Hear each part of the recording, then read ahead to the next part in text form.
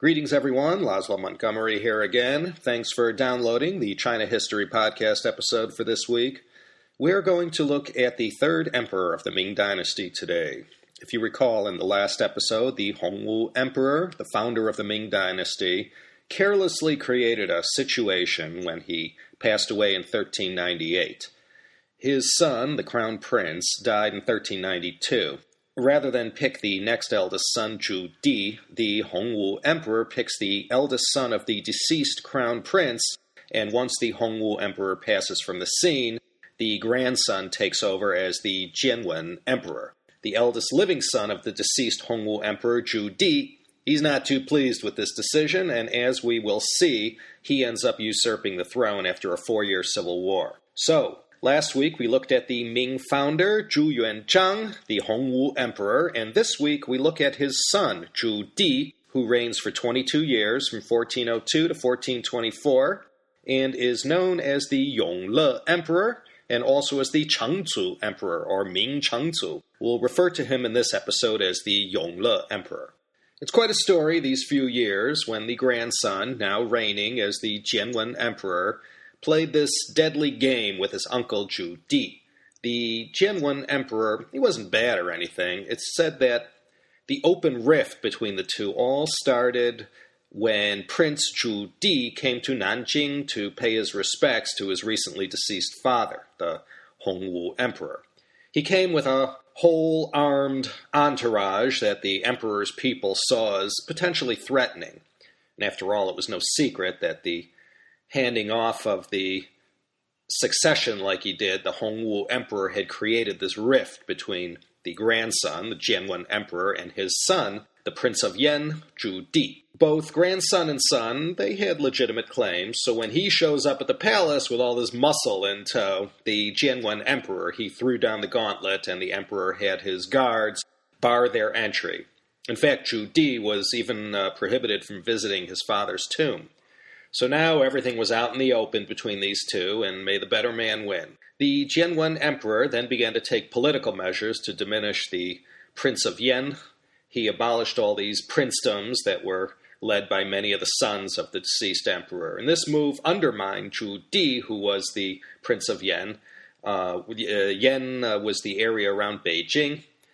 The Jianwen Emperor's idea was to get rid of all these princes and fill the spots with his loyal generals. So Zhu Di is basically outgunned, outmanned, and he retreats to regroup. So he assembles enough generals and loyal supporters to make his move. And then in January 1402, he's strong enough, he marches on Nanjing, and to make a long story short, he takes Nanjing, and the imperial palace goes down in flames along with the Jianwen Emperor. Or did it? They never found his body or that of his empress, who perished together with him. So our hero, Zhu Di, 42 years old, he takes the throne, and after finally getting the chance to pay his respects before his father's tomb, he declares himself emperor, and the Yongle era begins. He had a lot of mopping up to do. China was not in very good shape. Remember, the last years of Hongwu saw all kinds of rebellion and unrest, and the Jianwen Emperor, for his 4 years on the throne, he was too busy sparring with his uncle Zhu Di, so he couldn't get the Ming house in order either. The Yongle Emperor went above and beyond the call of duty to root out all Jianwen Emperor loyalists, and there were quite a few. There's this famous story of the Jianwen loyalist, Fang Xiaoru, who had served as the royal tutor to the Jianwen Emperor. So he refused to cooperate with the Yongle Emperor from the get-go. Being one of the top-ranked Confucian scholars of his day, he was called upon by the emperor to write a kind of inaugural address for his coronation or for some ceremony. So Fang Xiaoru, he refused, and for this insult to Yongle, refusing in the name of his loyalty to Jianwen, to take this honor to write this address, he was given the ultimate penalty. Yeah, he was given the Zhu Lian Jiu Zu. This means the continuous elimination of 9 tribes. This punishment was reserved for the most heinous of crimes on a national scale. Treason would be an example. It involved the execution of the entire family of an individual going back many generations. The relatives were categorized into 9 groups. In the old Chinese system, there are 9 kinds of family guanxi and relationships, and this pretty much patrilineally, that is, covers the link between the great-great-grandfather all the way down to the great-great-grandchildren.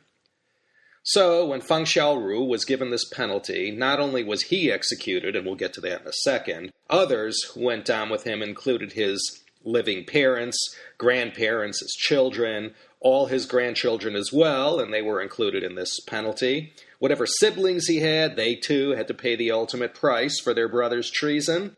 Whatever uncles he had, as well as their spouses, they too got caught up in this net. In a final act of defiance, when the emperor handed down his sentence that he suffer this harsh penalty involving the 9 exterminations, as it was called, he spat back at the emperor, 莫说九族, 十族何方? This translates roughly to, don't stop at 9, why not 10 tribes? So for this, Feng Xiaoru, loyal to his fallen Jianwen emperor to the last, was given the good old yaozhan, or severing the body in half at the waist. And as the legend goes, as he lay dying on the ground, he took his finger and dipped it in his own blood and wrote the 16-stroke character Chuan on the ground, the character for the word usurper. Ouch, take that, Yongle emperor. Well, for good measure, the emperor took Feng to his word about, why not another tribe, an additional 10th, and rather than exterminate more of his family, the emperor, he took him to his word, and he went after all his students, colleagues, and friends instead.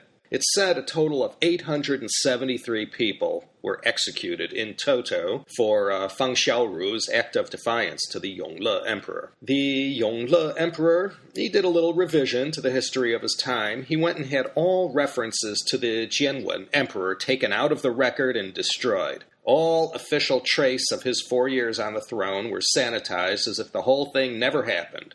And to account for those 4 years when the Yongle emperor did not reign, the reign of the deceased Hongwu emperor, his father, was increased by 4 years, so that on paper, at least, the Yongle era was the successor to the Hongwu era. And so things began for this emperor with this little instance of lese Majesty. The third Ming emperor, he reigned for 22 years, from 1402 to 1424.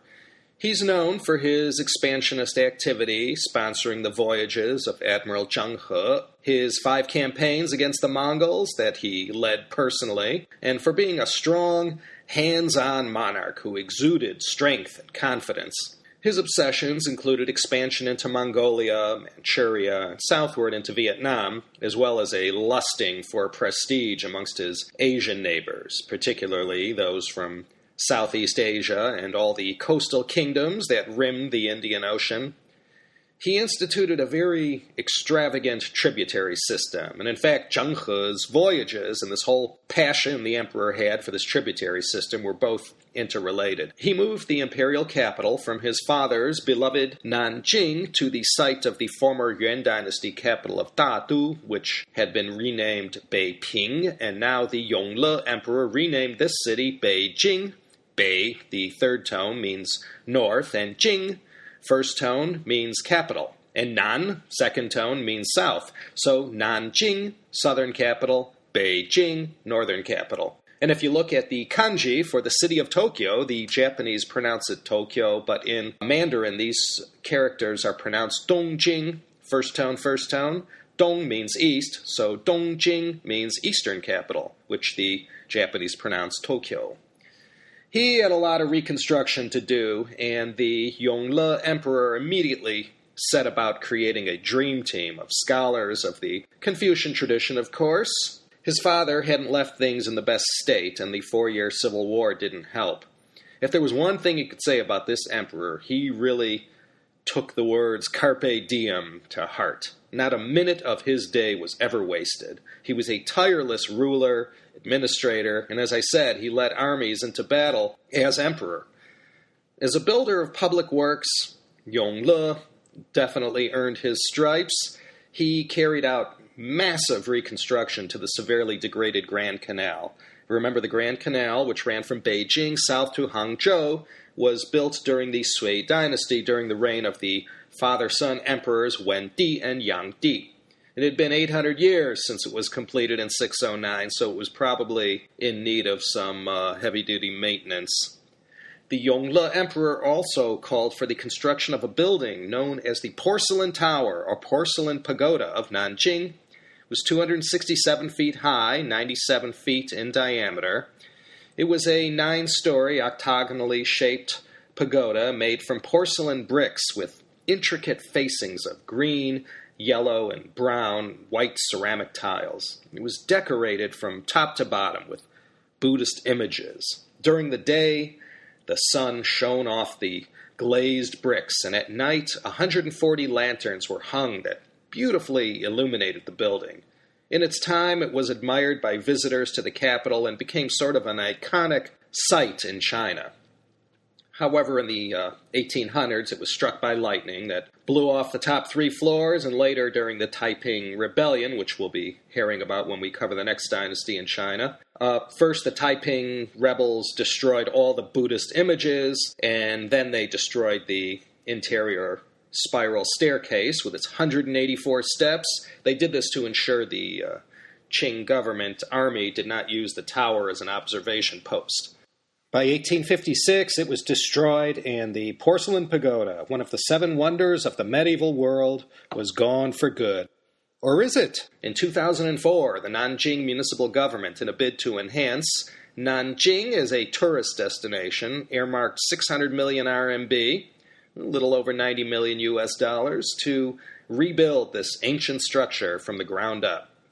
Not finished yet, as far as I know, but I can't wait to see it next time I'm in Nanjing. One more trophy in the Yongle Emperor's Hall of Fame would be the Forbidden City. He was the one who championed the whole idea of creating an all-inclusive city within a city where the emperor and his family could live, work, and play, and the entire administration of the Ming Empire could be centrally managed. And this was the Zijincheng, or the Forbidden City. We'll do a podcast on this topic later on this year.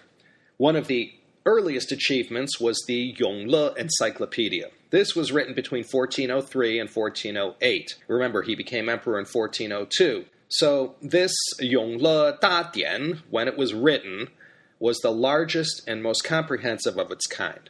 Now, 1408, mind you, the Italian Renaissance is in gear, but it's only the time of Cosimo de' Medici, and all the great stuff that happened under Piero and Lorenzo de' Medici is still decades away. So this great work, the Yongle Encyclopedia, compiled by 2,000 scholars, contained over 8,000 works going back to the Bronze Age of China. There were just under 23,000 scrolls, each scroll being one chapter, and the total volumes of the encyclopedia were 11,095. Written by hand on these scrolls was a grand total of 370 million characters. The topics were, what you might generally expect in an encyclopedia.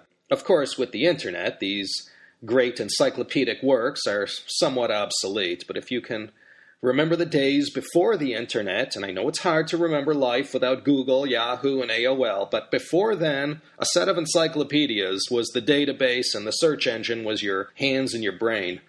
This Yongle Encyclopedia was like a mini library of Alexandria, all in one single work.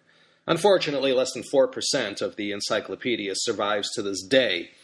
A mere 400 volumes out of 11,095. Something this massive couldn't be block printed back then, so there was only the original, and that was it. Nothing else existed. Supposedly there was a second one written, but no solid evidence on that. A third copy was commissioned after the only surviving copy narrowly missed getting destroyed in a palace fire during the reign of the Jiaqing Emperor.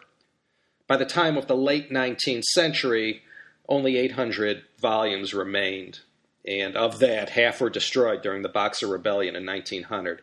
You can go to the National Library of China, the Zhongguo Guojia Tushuguan, and there you can see what remains of the Yongle Encyclopedia. Bits and pieces of it are scattered around the world in various private collections and museums, but more than half of what remains you can see in the National Library in Beijing. He equally supported all 3 of the great religions of China, Buddhism, Taoism, and Confucianism. He was also a supporter of Islam, and there were 2 mosques built in China during his reign in Nanjing and Xi'an that still stand to this day. In 1403, the emperor announced he was going to send a fleet of ships to the countries of the Western Ocean.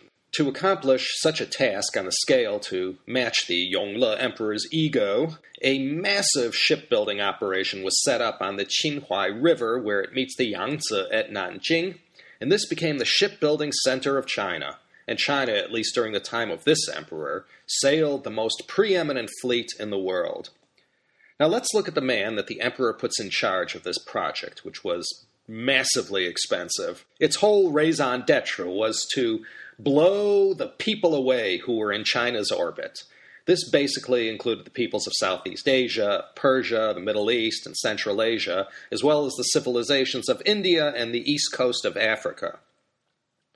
The Yongle emperor wanted to bring the might and the cultural superiority and everything that was great about China to all these far-flung places. The desired outcome for every mission was to get these kingdoms, states, or whatever to agree to sign on and pay tribute to the Ming emperor. And they would become like vassal states and participate in this annual tribute system where they would prostrate themselves before the Ming emperor once a year and bring gifts, and then they would be showered with many, many more gifts than what they themselves had presented. This was all part of the ritual. Of course, China being the big brother in these relationships, they had to shower these tribute-bearing missions with much more than what they would offer to the emperor. So anyway, Zheng He, he was born Ma He in 1371. If you recall from the last episode, he was a young boy who was captured in Yunnan when the Hongwu emperor was battling to bring the last remnants of China into the Ming Dynasty fold. Yunnan was one of the last places to be brought back into China, and in the fight, young Ma He was captured and brought back to the capital. He was a Muslim of Persian ancestry. Upon his capture, he was made a eunuch and ended up serving the Ming Emperor Yongle. Ma He's relationship as a trusted ally of the emperor was solidified after he helped put down remnants of the defeated Jianwen emperor. It was the Yongle emperor who gave him the name Zheng He. In total, there were 7 voyages, 6 of them ordered by Yongle, and a 7th ordered by the Xuande emperor, a successor to Yongle, who passed in 1424. Actually, there was the brief reign of the Hongxi emperor who put an end to the voyages, but he only lasted a year, and when the Xuande emperor took over, he called for a 7th and final voyage, and it was during this voyage that Zheng He died and was buried at sea.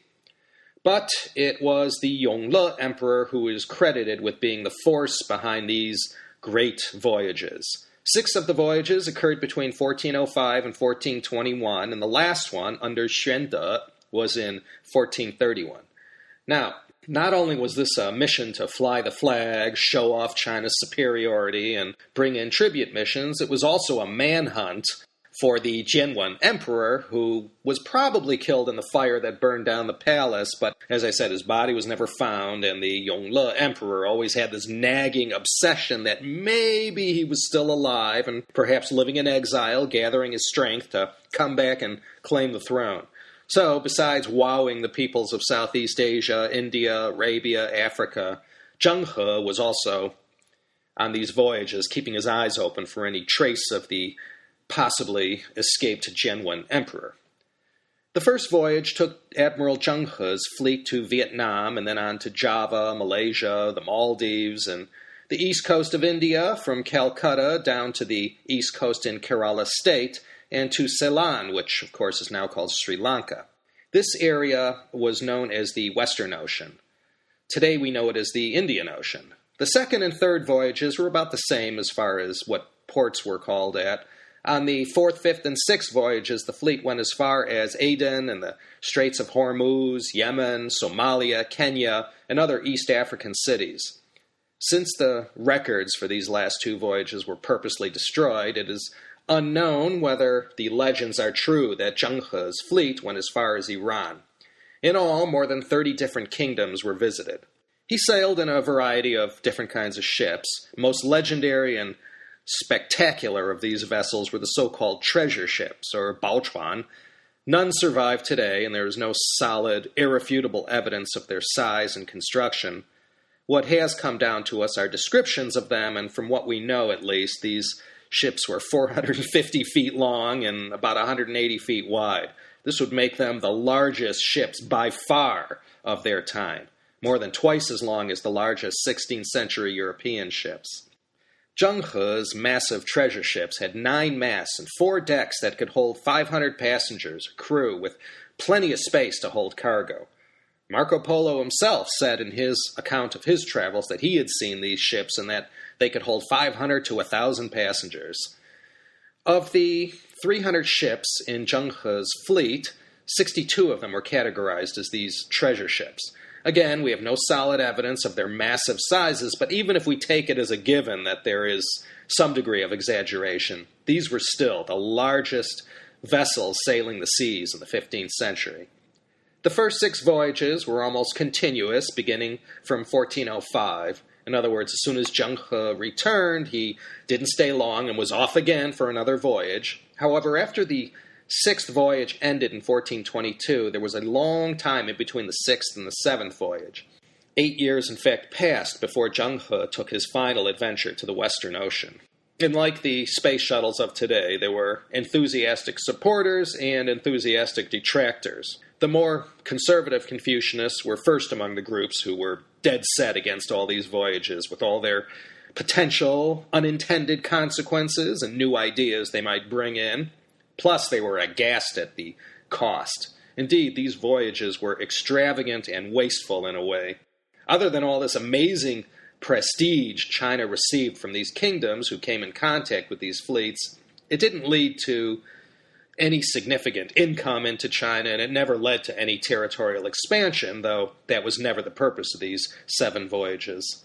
Mostly it was all about the Yongle emperor spreading the word about China and reveling in the total pleasure of being bowed down to and presented with strange and valuable and exotic gifts and scientific curiosities from representatives of kings from faraway lands. No doubt a good deal of geographic data was accumulated over the course of the journeys. And the Yongle Emperor of Ming China no doubt felt a sense of immense satisfaction knowing that all these visiting tribute missions were affirming the Chinese concept of universal subordination under heaven's sun. There's a stele or stele, one of those stone slabs with some inscription written on them, that was erected in the city of Fuzhou in Fujian province that says of Zheng He that he was, quote, to go to the foreigners' countries and confer presents upon them so as to transform them by displaying our power while treating distant people with kindness, unquote. You may have seen or heard about a book by a chap named Gavin Menzies called 1421, The Year That China Discovered the World. It contends that Zheng He's fleet's visit to the New World predated that of Columbus in 1492. This was one controversial book, and though it did well as far as book sales went, it has been savaged by China historians as a work of pure fiction. And then, once Yongle goes, this itch to carry on these costly and awe-inspiring expeditions was abruptly halted. The treasure ships all sat in port in China and just simply rotted away.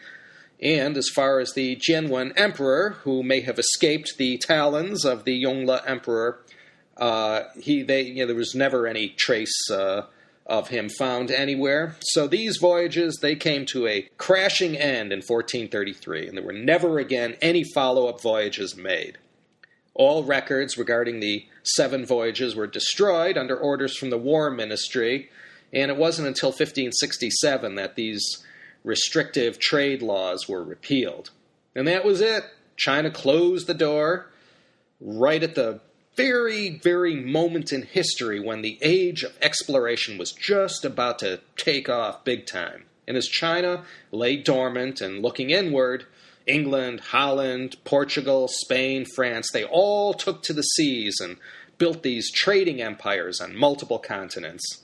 One of the legacies of these voyages was that all along the routes navigated by these vessels, Chinese settlements began to establish themselves throughout Southeast Asia, particularly in Malaysia, Indonesia. And today, millions of Huaqiao, or overseas Chinese, live in these settlements created 500-600 years ago. There's one other interesting thing about the reign of the Yongle Emperor, and this was his attempts to invade, conquer, and hold on to Vietnam. The parallels between China's experience during the 2 decades from 1407 to 1427 and America's experience in the 1960s. A lot of striking similarities. So while the Yongle Emperor was busy doing all these other big projects, like fighting the Mongols and rebuilding the country's infrastructure, improving the administration, sending Zheng He out on these voyages, he also spent pretty much his entire reign dealing with Vietnam. The Li Dynasty in Vietnam had an uneasy relationship with China.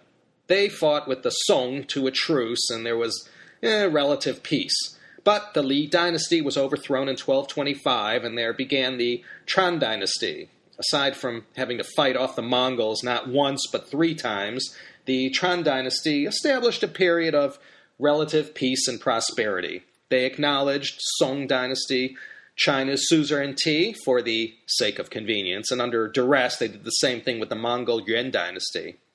But after the Ming came to power, Vietnam, or Dai Viet as it was called, with Champa down in the south, they felt enough was enough, and they stopped kowtowing to the Chinese. So, to make a long story short, there was a diplomatic incident, and Yongle sends 215,000 troops to invade Vietnam.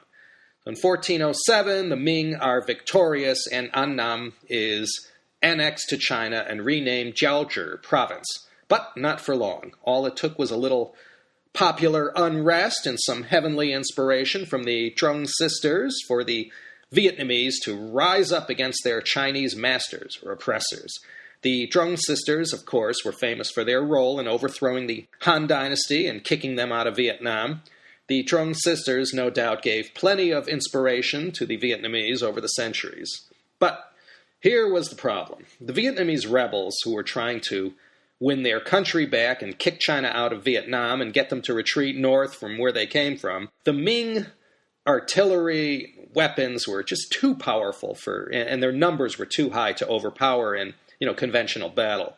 So, after 13 years of guerrilla warfare, fighting in the jungles and mountains, they finally wore down these Ming troops who just had such a difficult time in this just wretched tropical climate. I mean, you see, in mid-1420s, there rose a guy named Le Loi in Vietnam. Now, he ended up founding the later Lei Dynasty, but in 1418, he assumed leadership of the cause to rid Vietnam of the Ming troops. So he removed the last Tran emperor and set himself up along the way as emperor. And he couldn't defeat the Ming head-on, so it was jungle guerrilla warfare, which I am sure was as unpleasant back then as it was in modern days. And a small sidebar, Emperor Le Loi was a great inspiration centuries later to a guy known as Nguyen Ai Quoc, and more commonly known as Ho Chi Minh.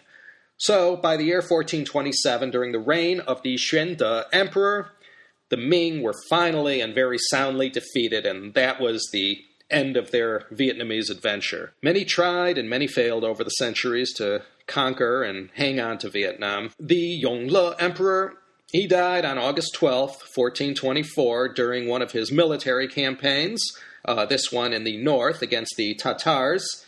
He died in what is today Inner Mongolia and was brought back to Beijing, where he had just moved to 3 years earlier after spending 10 years building the Forbidden City and this whole new capital. So next time you see a picture of the Forbidden City, think of this emperor, Yongle. And next time you're in Beijing, you can actually visit his tomb, the Changling, which is the oldest and largest of the 13 Ming tombs just north of Beijing. I visited them in 1980, and along with the Great Wall, the 13 tombs, the Shisanling, are one of the top tourist attractions when you are in Beijing. We're going to stop here with the death of this emperor and pick up next week with the final 2 centuries of the Ming Dynasty, and providing that I am able to consolidate these final 220 years and 12 emperors into the next episode, we will at last arrive at the Manchu Qing Dynasty, the last dynasty of China. Anyways, let's cross that bridge when we come to it. That's all for today. I have to go online right now and look for Mr. Ray Harris Jr. of the History of World War II podcast. If you're interested in World War II, and who isn't, check out Ray's show either in the iTunes store or through his website at wwarii.com/blog. Ray invited me on his show to discuss the Long March of 1934-1935. So I encourage you to check out his World War II history podcast show out. He's got a lot of rave reviews in iTunes. And so, from a wet and rainy Claremont, California, this is once again Laszlo Montgomery wishing everyone around the world the very best. We'll see you next week, I hope, for another exciting episode of the China History Podcast.